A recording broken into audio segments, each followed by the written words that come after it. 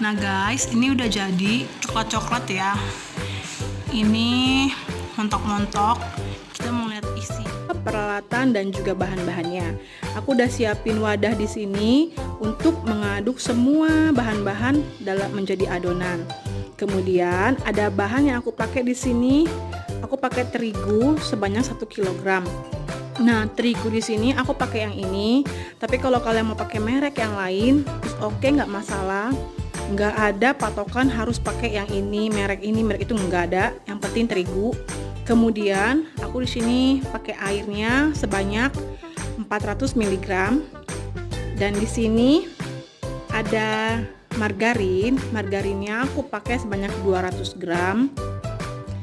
Ada gulanya juga sebanyak 200 gram. Ini aku pakai ragi ya guys. Raginya ini aku pakai sebanyak 1 sendok makan. Oke. Selanjutnya di sini tadi ragi yang aku pakai tadi itu udah aku masukin ke dalam wadah. Nah, kemudian airnya yang tadi itu aku taruh ke dalam wadah.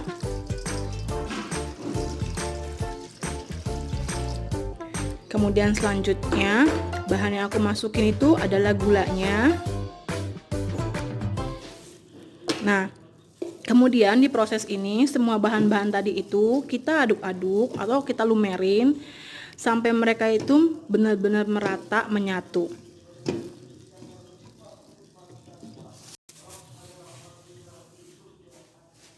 Guys, ini kita lagi aduk-aduk, kita campur-campur sampai semua adonan yang tadi itu merata, meleleh ya. Dan dipastikan karena ini sedang musim COVID-19, dipastikan pakai sarung tangan supaya lebih higienis. Nah, selanjutnya kalau ini udah semuanya merata, udah lumer, kita masukin bahan yang selanjutnya. Masukin itu margarin yang tadi udah kita siapin.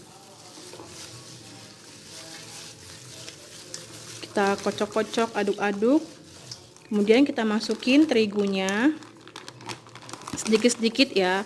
Kita memasukkan terigunya sedikit-sedikit supaya lebih dahulu supaya si mentega ini, si margarin ini tercampur dengan terigunya supaya merata.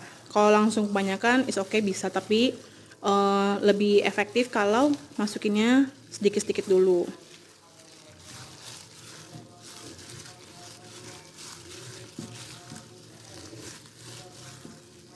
Ini terus kita aduk-aduk benar-benar sampai merata semuanya.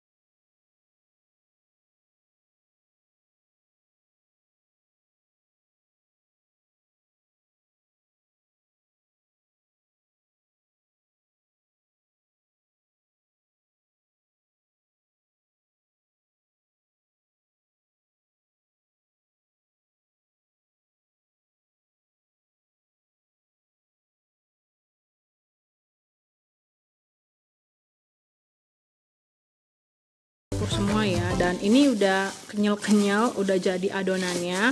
Nah, kalau udah sampai di proses ini tinggal kita diemin adonannya selama 20 menit. Adonan yang udah dibiarin selama 20 menit. Sekarang kita mau ulen-ulenin dia, bikin bulet-bulet.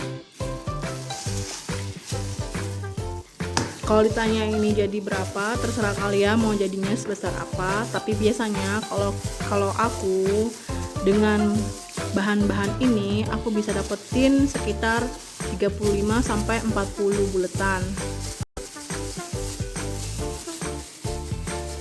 Ini kita bulet-buletin. Sekarang ini bumbu-bumbu untuk membuat pampis isian dalam cakalang. Di sini ada bumbu cabai rawit. Cabai rawit yang aku pakai di sini ada 6. Kemudian ada cabai keritingnya aku pakai di sini 7. Ada bawang merahnya aku pakai di sini ada 9 siung. Kemudian bawang putihnya 2 siung, daun jeruknya 3 lembar. Nah, untuk cabenya sendiri sebenarnya selera sih ya. Kalau memang kalian pecinta pedas bisa ditambahin. Tapi kalau emang kalian yang nggak suka pedas bisa nggak pakai cabai, atau pedas sedang tinggal dikurangin aja dari cabenya. Sedangkan untuk bawangnya ini yang takaran yang biasa aku pakai ya. Jadi kalau bawang udah memang segini gitu. Kalau cabai bisa dikurangin atau ditambahin tergantung sesuai selera. Kemudian bumbu-bumbu ini nih sebanyak ini itu aku pakai buat ngolah ikan cakalang yang kira-kira ini 250 sampai 300 gram. Ini udah disuir-suir ya guys ya. Tapi ini masih kurang kurang kecil suir-suirnya. Jadi 250 gram ikan cakalang, bumbunya sebanyak ini. Prosesnya yang pertama mau kita blender itu, kalau aku pakai blender ya karena lumayan banyak. Blendernya yang duluan tuh yang bawang merah dan bawang putih, karena ini kan mereka lebih besar jadi lebih butuh waktu yang lama untuk ngehalusinnya. Oke, ini kita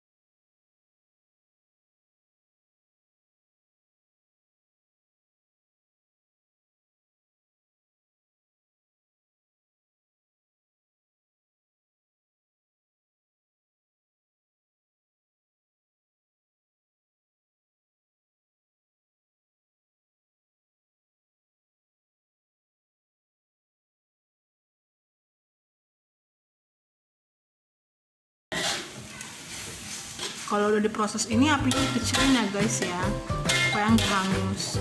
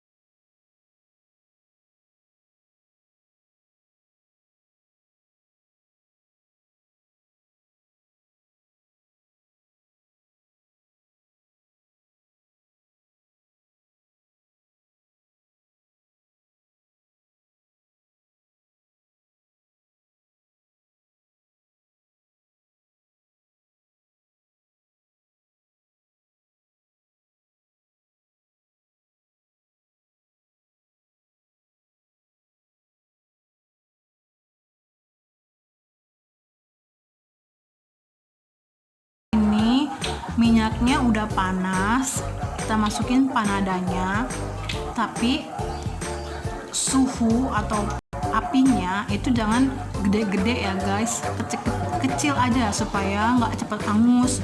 Karena kalau apinya terlalu gede, di luarnya hangus tapi dalamnya itu masih mentah.